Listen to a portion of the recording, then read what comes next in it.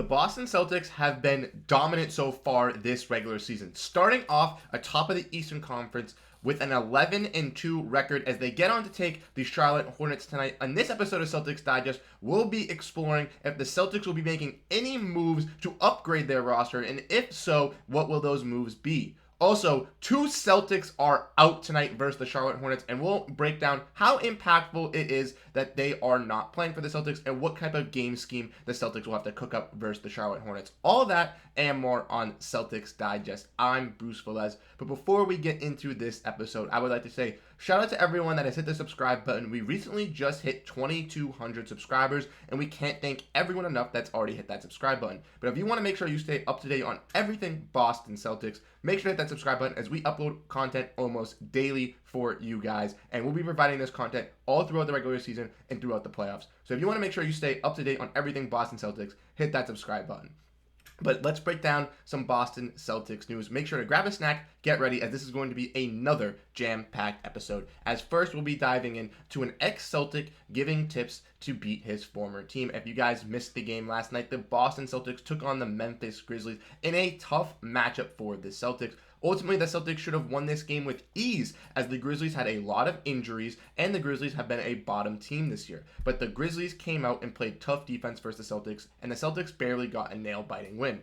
We have a quote here from Bobby Manning that says that Santi Aldamada told me that Marcus Smart talked to the Grizzlies for 10 straight minutes pregame about tips for facing off against the Celtics. Obviously, Marcus Smart being the leader and veteran for the Celtics for so long, he had such a great insight on how the Boston Celtics play, and it definitely helped out for the Grizzlies and helped out for Santi Aldamada. As you can see in last night's game versus the Celtics, he played 39 minutes expecting a big role with the Grizzlies having a lot of injuries, but he came up huge for them, finishing with 28 points, being their second highest scorer alongside Desmond Bane, shooting 11 for 27 from the field, 6 for 15 from three-point range, and still finishing with 12 rebounds, 6 assists, and 2 steals. Overall, having a great game, doing everything he needed to do for the Memphis Grizzlies to try to beat the Boston Celtics. And that's what Marcus Smart can bring, that veteran leadership on a team, and especially versus a team he knows how to play against so well since he played with them for 9 years. It's so tremendous to see him use his words and kind of give some tips to the Grizzlies players. Obviously, as a Celtics fan, it is tough to see, but best of luck for Marcus Smart and best of luck to this Memphis Grizzlies team as they try to climb out of the bottom, and hopefully they can still make a playoff push late into the season. But overall, great game for Santi Aldamada and a sad reunion to see Marcus Smart, and hopefully he'll be ready to play versus the Celtics when they come to Boston in February. But let's look at some more news dealing with the Celtics, and with Joe Mazzulla being unhappy with the team's performance last night. As I just mentioned, the Celtics did not play great versus a Memphis Grizzlies team who had a lot of injuries, and we were expected to beat them by a lot of points. We have a quote here from Joe Mazzulla saying that, "I don't think we took them lightly. I think they played harder than us, though." And I see that being the truth. I think that the Memphis Grizzlies definitely did play a harder game than the Boston Celtics. They definitely put more of an effort there than the Celtics did, and the Celtics looked very lackadaisical.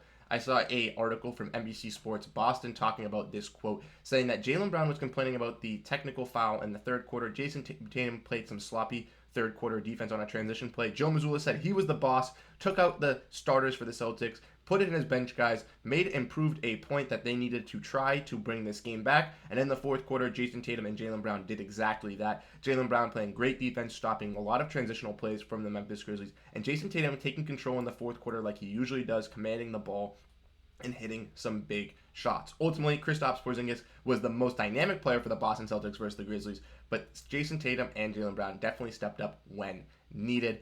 Mazzulla was right, though. Definitely should have been a losable game for the Celtics, and they were lucky they got away with the big win at the end. And we'll look at some more news, talking about how Sam Hauser is still on fire for the Boston Celtics. I've mentioned in a lot of recent videos about how Sam Hauser has been dominant in the month of November, and how I'm very, very high on Sam Hauser. And a lot of Celtics fans were like, oh, it's just a big slump. It's going to be a slump for him. He's going to get this hot streak. He's eventually going to cool off. But he still has yet to cool off for this Boston Celtics team. As you can see from Celtics stats, Sam Hauser last night shot 5 for 7 from three-point range, and he's now made 5+ three-pointers in a game 3 times this season, and that is the leading for the Boston Celtics. If we want to look at another stat, looking at Sam Hauser, this is from the Boston Celtics Twitter, 35 for 65 from three-point range this month, shooting a 53.8%. 35 three-pointers made is the fourth most in the NBA in the month of November, and he's had 5 plus three-pointer made games in 3 games this season. Sam Hauser is popping off from the perimeter this season, and he is definitely doing that for the Celtics. He is for sure this spark plug wing off the bench, and I think he is going to be lethal for this Celtics team as the season continues. I do not see him slowing down. I still see him keeping up with this streak of catching fire and being an impactful wing for the Boston Celtics this season. Obviously, we're talking about Sam Hauser's offensive stats, how he's been a great lethal three-point shooter for the Celtics, and when he comes in, he gets his opportunities and he finds his rhythm in the corners. But Sam Hauser is also a great defensive stopper for the Boston Celtics. He'll go up against those big wings. He'll play great perimeter defense and will help out the Boston Celtics on the wing and the perimeter, which is great for this team, as Jaylen Brown, Jayson Tatum, they're great wing defenders as well. But we also have really great guard defenders in Jrue Holiday and Derrick White. So this team off the bench having a nice wing to come in and kind of fill in that Jaylen Brown and Jayson Tatum role, but also being able to play great defense as well while being able to score at a great clip is fantastic for the Boston Celtics and something they necessarily need for a deep playoff run. We've seen in the past that a lot of Celtics teams the last recent years have failed due to the bench not being there to help out and help this team succeed. And Sam Hauser is going to be a necessary contribution piece for the Celtics team to be lethal in the playoffs. But let's look at the last news at hand. I'm talking about the injury report for tonight's game, looking at how the Boston Celtics will be taking on the Charlotte Hornets. We mentioned that previously, and we have some big outs for the Celtics. Al Horford will be out with rest versus Charlotte, and Derrick White, personal reasons again, will be out. Derrick White only taking personal reasons to ever miss a Boston Celtics game, so obviously no hate to Derrick White. We want him to take his personal reasons and be personally okay. Al Horford with some rest is also necessary, as Al Horford is a older guy who will be taking rests on back-to-backs, and it is needed for him to stay healthy throughout the regular season. That is said, we will probably see a starting lineup of Jrue Holiday, Jaylen Brown, Jayson Tatum, Sam Hauser, and Kristaps Porzingis tonight, as I do believe that with no Al Horford and no Derrick White, that there will need some improvements in this lineup, and we will see Sam Hauser, I believe, getting that nod, as he can play the wing alongside Jayson Tatum. Kristaps Porzingis can play the 5, while Jaylen Brown can go back to his original position of playing the 2 guard like he did last year alongside Jrue Holiday. I still think it will be a lethal lineup for the Boston Celtics, and if you guys do not remember, Jayson Tatum is the Charlotte Hornets killer. He dropped 53 points the last time that they played in Charlotte, and I'm definitely expecting Jayson Tatum to have an impactful game tonight as well, as last night his number was called late in the fourth quarter, but he wasn't that great of an offensive piece, only attempting 1-3 later in the game. So therefore, I think that Jayson Tatum will be an unstoppable force for the Boston Celtics on offense tonight. Let me know what you guys think in the comment section down below. Who do you guys think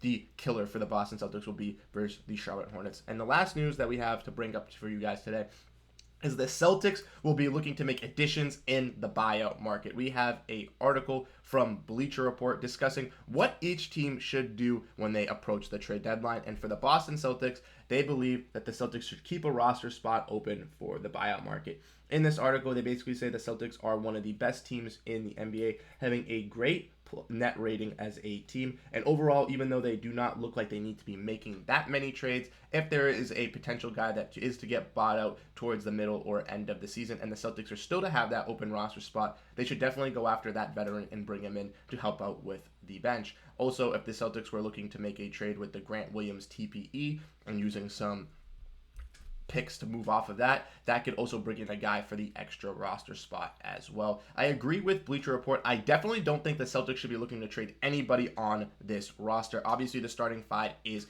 insane. Al Horford has stepped up huge for the Boston Celtics in impactful games where he's needed to, with Kristaps Porzingis being out, and his shooting numbers have gotten better. Sam Hauser has been a great lethal piece for the Celtics on the bench. And even though Payton Pritchard just signed that contract extension and Celtics fans aren't the highest on Payton Pritchard, I still think he'll find his role and still be an impactful piece for this Boston Celtics bench. And I do not think that they need to move off of him to get a better guard.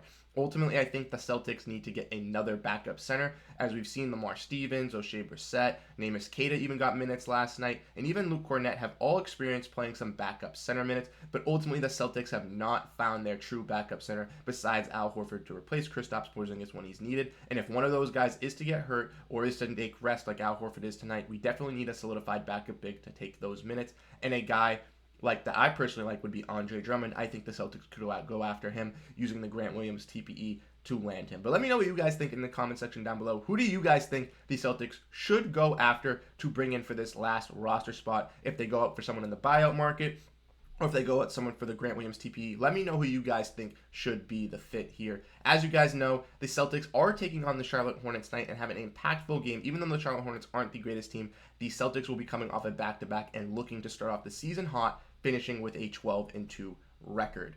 I'm Bruce Veliz. Thank you guys so much for tuning to this episode of Celtics Digest, and I'll catch you guys in the next one. Have a great rest of your day, and peace out.